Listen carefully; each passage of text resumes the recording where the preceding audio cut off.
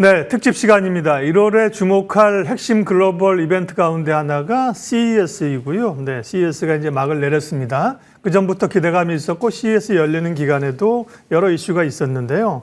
관련된 이야기 현대차증권 노근창 리서치 센터장님과 그 이야기와 그 이야기에서 나아가서 우리가 투자에 대해서 무엇을 생각해 봐야 되는지 말씀 나누겠습니다. 어서 오십시오. 네, 안녕하십니까. 금요일 밤에 한국 오셨다 그러는데 예. 한국에서 기다리는 사람들이 많습니다. 궁금해하고 또 예. 이제 자료 쓰셔야 되고 그죠? 예. 네, 궁금한 게 많습니다. 일단은 전반적인 이번에 처음 가신 거 아니잖아요, 그죠? 저는 뭐 계속 갔습니다. 그러니까 네. 그 이번에 어떤 분위기나 느낌이나 이런 거는 뭐 총평을 하시면 뭐가 좀 크게? 저는 사실 CS는 이제 가전 박람회 그리고 요즘은 모빌리티 박람회로서 네. 상당히 이상이 좋은데 이번 CS를 보면서 느낀 거는 AI 박람회로 네. 전선항이 바꾸고 있는 거 아닌가. 네. 물론 뭐 기본적인 주제 자체도 다이브인 뭐 어쨌든 AI이기 때문에 네. 몰입형 AI 실생활에 이제 적용 전복되는 그냥 우리가 챗봇 중심의 AI 인프라에서 이제는 실질적으로 엣지에서 AI가 확대되면서 뭐 어떻게 보면 AI 에이전트 역할의 중요성도 커지고 있는 와중에 젠슨왕의 키노트가 이제 모든 거를 다 AI로 다 잠식시켜 버렸고요. 네. 그리고 또 이제 젠슨왕은 GTC가 이제 GPU 테크놀로지 컨퍼런스를 어쨌든 1분기에 하고 그리고 2분기에는 이제 자기들 주관하는 행사. 예, 2분기에는 이제 컴퓨텍스를 AI 박람회로 바꿨는데 네. 이번에 젠슨왕은 이제 CES가 사실은 뭐 가전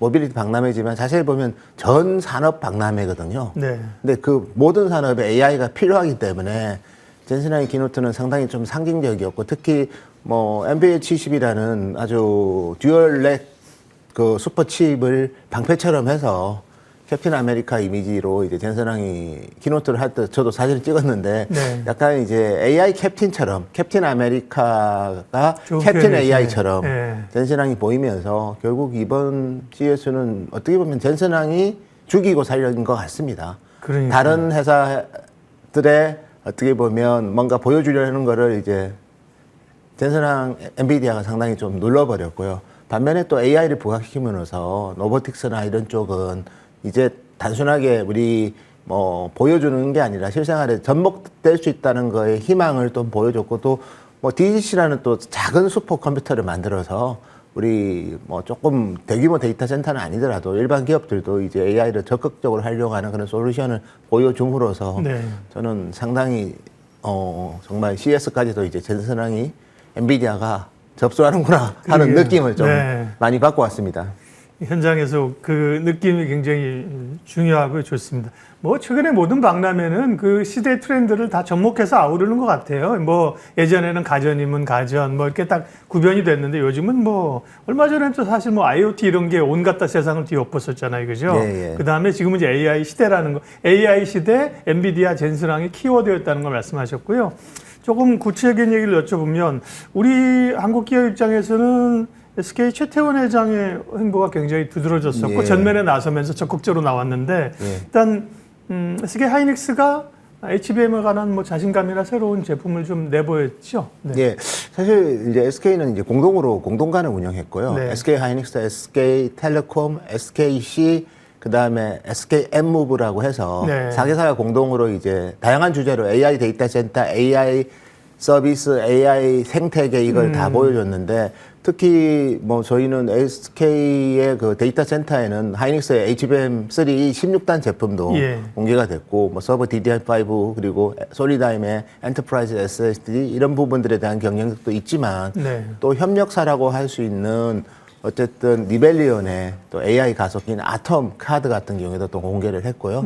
리벨리온 사장님이 또 직접 나오셔가지고 네. 또 그런 거를 또 공개했고 여기 SKC가 거기 이제 SK 하이닉스하고는 협력이고 엔비디아하고 하면 어쨌든 뭐 경쟁 서로 이제, 관계고요. 뭐 경쟁의 급은 아직 낮겠습니다. 어쨌든 맞습니다. 경쟁 관계이긴 한 거죠. 그리고 파운드리는 삼성에서 하는 거고. 예. 그리고 이제 SKC가 또 보면 AI 패키징 관련해서 글래스 이제 सब스트레이트를 이제 또 전시관에 보여줬거든요. 그러니까요, 네. 그게 이제 자회사인 앱솔릭스랑 조지아 공장이랑 연관이 되기 때문에 예. 상당히 SK는 뭔가 스토리가 있었고 네. 그다음에 보여줄 게 좀 많았다. 지금까지 제가 갔던 어떤 CS보다 네. 이번 SK 그룹의 부스는 네. 상당히 좀 생각할 게 많이 준 토탈 솔루션 프로바이더로서의 역할과 기술 선도 기업에서의 역할과 그리고 어떻게 보면 다양한 영역을 충족시키는 뭐 그런 어떻게 보면 뭐 다양성에 있어서도 상당히 스토리 있는 부스였다. 저는 자신감이 이제 텐션이 많이 올라온 거죠, 그죠? 일단 그 전에 사실은 삼성전자 만년 2위였는데 지금 HBM이나 사실은 메모리만 떼놓고 보면 그죠? 반도체만 예. 떼놓고 보면 사실은 각축을 벌이는 거니까 그런 자신감이 좀 드러나는 거 아닐까요? 그래서 자신감이 결국 이제 스토리를 갖고 예. 우리가 이제 그냥 단순하게 단편적인 기업으로서 이제 존재한 게 아니라 네. 이 SK그룹 우산 내에 있으면 상당히 토탈 솔루션을 받으면서 좀 더 손쉽게 각각 경쟁력을 네. 높일 수 있다는 걸 좀 많이 좀 그러니까요. 제고시켜 준 것 같습니다. 다만 이제 SK는 사실 SK 전체로 보면 사업이 많아서요. 뭐 화학도 있고 정유도 있고 이런 복합적인 것기 예, 때문에 예. IT로만 사실 그렇게 예. 주도적으로 갈 수 있느냐에 대한 고민은 있지만 예, 맞습니다. 예. IT 전반적인 주도권을 잡으려고 하고 있고 예. 반도체 쪽은 우리가 어느 정도 알고 있고 뒤쪽에 또 말씀을 나누겠지만 그 글래스 기판, 유리 기판이 생각보다 이 시간이 좀 걸리는 거 아닌가 싶었는데 이번 CES도 그렇고 SK 그룹도 그렇고 상당히 빨리 부각하는 것 같습니다. 그 부분은 어떻게 이해해야 될까요? 사실 서브스트레이트 회사들은 준비는 다 하고 있는 것 같고요. 이비덴도 준비를 하고 있고 삼성전기도 준비를 하고 있고 SKC도 준비를 하기 네. 때문에 딱 그 시대가 왔을 때 이제 대응하기보다는 미리 전제적으로 개발하는 거는 되게 중요한 것 같고요. 그리고 실질적으로 이제 그런 게 결국 이제 데이터 센터의 전력 소모가 워낙 많기 때문에 또 반도체 저효율을 좀 극복하고 전력 사용의 효율성을 제고하려는 그런 다양한 기술 제고 노력들이 많이 필요하고 특히 그 부스의 SK 엠모브 같은 경우에는 액체 냉각이 아니라 액침 냉각 이머전 네. 기술을 또 보여줌으로써 결국은 이제 그만큼 이제 데이터 센터의 전력 사용의 효율성을 제고하기 위한 다양한 노력들을 보여줬기 때문에 저는 SK 엠무브와 SKC를 동시에 그 부스에 보여준 게 단순하게 우리가 뭐 이런 HBM도 사실 냉정히 보면 GDDR을 쓸 때보다는 전력 사용의 효율성이 상당히 높습니다. 그래서 그린 ESG 뭐 이런 거와 관련해서 뭐 SK의 일부 뭐 하여튼 다른 계열사들도 그런 준비 기술들을 많이 축적하고 있다는 것을 보여준 거기 때문에 뭐 단순하게 글래스코어가 조기에 개화될 거라고 저는 보지는 않습니다. 네. 다만 뭐 그런 기술적인 한계를 극복한다면 향후 3, 4년 내에는 상당히 이제 부각될 수 있지 않을까 그렇게 저희는 평가하고 있습니다. 네, 그 부분이 이제 중요했던 거죠. 작년까지만 하더라도 먼 얘기가 아닌가 싶었는데 CS를 기반으로 해서 그게 한층 더 관심을 끌었다는 거고요. 또 어떻게 보면 반도체나 IT 쪽이 아니면서 현대차 그룹이 엔비디아랑 협력하겠다고 해서 꽤 주목을 받았고 주가도 뭐 지속적이진 않습니다만 강세를 보였습니다. 그 부분은 실제로 이제 뭐 무조건 어쨌든 엔비디아야 엮여야 되는 거잖아요. 지금은 그죠? 예? 근데 현대차는 어쨌든 엮었다는 건데 그 엮인 게 어떤 시너지를 낼 수 있을까요? 예, 뭐 사실 엔비디아 여러 가지를 동시에 갖고 있죠. 뭐 단순한 GPU 회사 아닌 거는 이번에 많이 보여줬고 네. 특히 옴니버스와 함께 이제 로보틱스 관련해서 코스모스라는 또 그런 스타트업은 또 워딩을 그러니까. 했습니다. 그래서 네네. 코스모스 옴니버스를 통해서 가상현실에서 실질적으로 이제 연습을 하고 그리고 피지컬 에어리어 쪽에서도 구현시키려는 그게 이제 어떻게 보면 엔비디아 칩들이 여러 개가 있습니다. 솔루션들이 있고 AGX 그다음에 DGX, RTX HGX 그런 게 있는데 이제 자율주행 쪽은 이제 보통 이제 AGX 쪽이거든요. 근데 현대차 그룹이 당연히 자율주행 자동차 그리고 로보틱스 다 같이 있기 때문에 네. 그런 부분들에 대한 뭐 어떻게 보면 향후의 방향성에 대한 제휴 이런 부분도 저는 되게 도움이 될 것 같고요. 특히 이번에 엔비디아가 이제 토르라는 기존에 이제 암피어 기반의 아키텍처 제품이 그 AGX 올인이라는 칩이 있는데 거기서 완전히 업그레이드된 과거 2022년에는 하이페리온이라는 그런 플랫폼으로 불렀는데 네. 이번에는 토르라는 거로 이제 네이밍이 좀 바뀌었습니다. 이런 부분들도 사실 우리 현대차의 현대차 기아의 또 자율주행 반도체의 또 영속성 지금도 사용하고 있지만 그분의 영속성 면에서도 상당히 좀 도움이 될 것 같고 그리고 뭐 로보틱스를 많이 또 현대차 그룹도 강조를 하고 있기 때문에 예. 그런 AGX 솔루션들에 대한 뭐 제휴 그리고 뭐 할 게 되게 많습니다. 또 자동차 같은 경우에는 지포스 나우라고 해서 우리 보통 이제 RTX 솔루션이라고 하는 지포스 같은 경우에는 지포스 나우라는 게 이제 자동차에서 어쨌든 게이밍을 할 수 있는 뭐 물론 뭐 앞좌석에서 게이밍을 하면 큰일 네. 나겠지만 아니, 자율주행으로 가면 할 수도 예, 있는 거죠. 뭐 가능하겠지만 예, 농담하게 예, 그래서 예. 단기적으로는 이제 뒷좌석 위주로 예. 짚어서 나오라는 것도 이미 제휴를 했기 때문에 뭐 현대차 그룹과 엔비디아의 그 서로 간의 시너지 효과는 다양한 영역에서 네. 저는 구체화될 수 있지 않을까 그렇게 보고 있습니다. 그렇죠. 네. 엔비디아는 말씀하신 것처럼 물리적 AI의 플랫폼을 만들면서 이제 제국을 확장하겠다는 거고, 현대차는 엔비디아와 손잡고, 테슬라 일론 머스크가 엔비디아 쪽에 쉽게 달라붙어서 하기는 어려울 거잖아요. 자체적으로 하지 않겠습니까? 그러니까 네. 이제 현대차 그룹에서는 또 기회를 보는 거고요.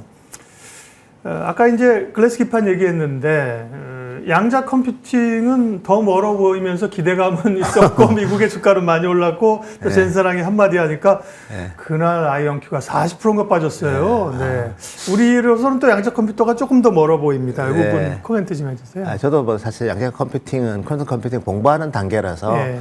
섣불리 어떤 의견을 드리기는 힘들지만 다만 이제 우리 젠슨왕의 코멘트로 너무 또 관련 기업들이 또 많이 좀 급락을 한 측면이 있는 것 같고요. 다만 우리가 써야 될 데이터들이 점점점 많아지고 있고 그렇죠. 그거를 고속으로 그리고 더 많은 데이터를 대량으로 동시에 보내야 되는데 그 필요성은? 수요처가 많아지면 그렇죠. 기존에 우리 빗 계열보다는 큐빗으로 하는 게 훨씬 더 이제 대용량의 데이터를 보낼 수 있기 때문에 네. 젠슨왕이 말했던 그 타임 호라이즌보다는 좀 가깝지 않을까라고 저는 보지만 예. 어쨌든 뭐 워낙 훌륭한 분이 얘기한 거라서 조금은 이제 현실에 이제 한마디로 스며드는 데는 좀 더 시간은 좀 더 필요하지 않을까 그렇게 판단하고 있습니다. 네. 저희도. 예. 자, 이번에 이제 반도체 얘기를 조금 집중적으로 해보도록 하겠습니다.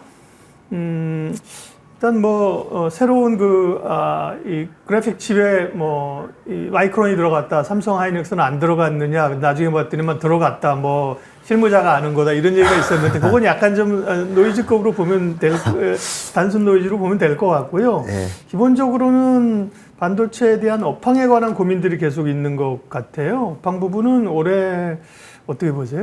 사실은 뭐 저희도 작년 연말에 이제 연간 전망했던 흐름하고 좀 비슷하게 갑니다. 네. 사실은 범용 반도체는 뭐 중국 CXMT의 공격적인 가격이나 또 영향이 있지만 뭐 가장 큰 거는 이제 트럼프 2기가 시작되었고 그리고 트럼프 2기 전에는 어떤 또 관세 정책이 구체화될 수 있기 때문에 지금은 리스크 관리를 유통상이든 세트회사든 뭐 다 하고 있습니다. 네. 그래서 재고 조정이 좀 강도 높게 진행되면서 이번 분기에는 특히 서버 DDR5 가격까지도 좀 하락이 예상되고 왜냐하면 이 범용 디램도 지금 디커플링이 심하게 일어납니다. CXMT가 이제 플레이를 하고 있는 모바일 디램하고 PC 디램은 가격 하락이 좀 급하게 진행이 되고 반면에 CXMT가 아직 공급 안 하고 있는 서버 디램은 DDR5는 4분기에도 안 빠졌거든요. 네. 근데 이번 분기는 좀 빠질 것 같아요. 그래서 전반적으로 비수기에 트럼프 2기에 대한 우려 그리고 중국 기업의 공격적인 가격 정책 이게 사실 범용에 영향을 주면서 이번 1분기 말까지는 좀 거칠은 가격 하락이 예상이 됩니다. 반면에 이제 HBM 비중이 높은 회사들은 지난 4분기에도 블렌디드 ASP는 올랐고요.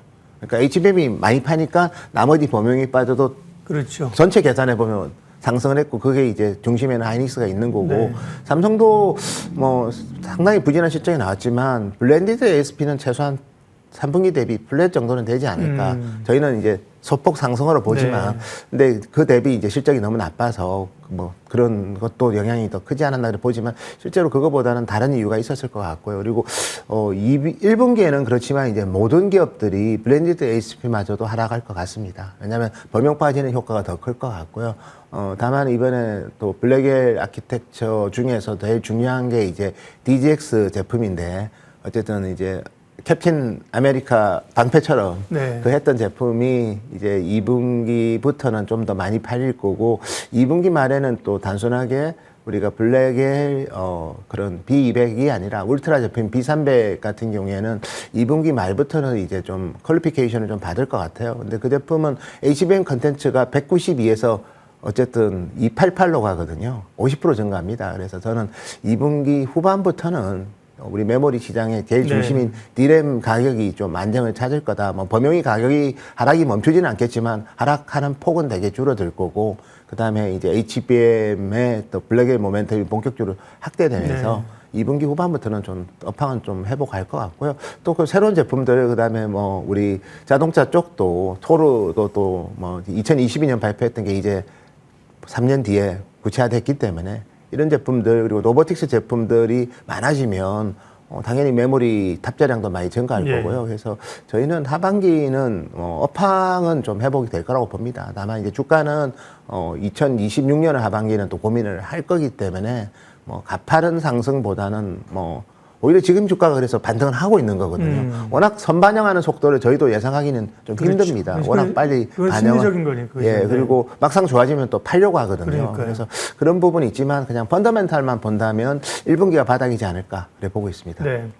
결국은 이제 이 제품별 차별화. 그러면 어쨌든 올해는 지금으로 봤을 때는 어쨌든 HBM이 여전히 중요하고 예. HBM 잘하는 쪽이 선두에 있고 삼성전자는 그 부분을 얼마나 커버하느냐가 올해도 중요한 관건이겠습니다. 마지막으로 어쨌든 맞춤형 반도체, 브로드컴이 주도하는 이런 그 얘기들이 많이 들리지 않습니까? 예. 그런 주문형 반도체라든지 반도체를 오래 보면서 좀 포인트로 잡아야 될 것들 마무리 좀 해주세요. 네. 예. 일단 브로드컴의 웨이퍼 수요가 한 하반기부터는 2배 정도 증가할 것 같습니다. 네. 2배 증가하는 게 뭐 한 20K에서 25K 정도 월 수요가 있을 것 같고, 그게 분기입니다. 죄송합니다. 네네. 분기 기준으로.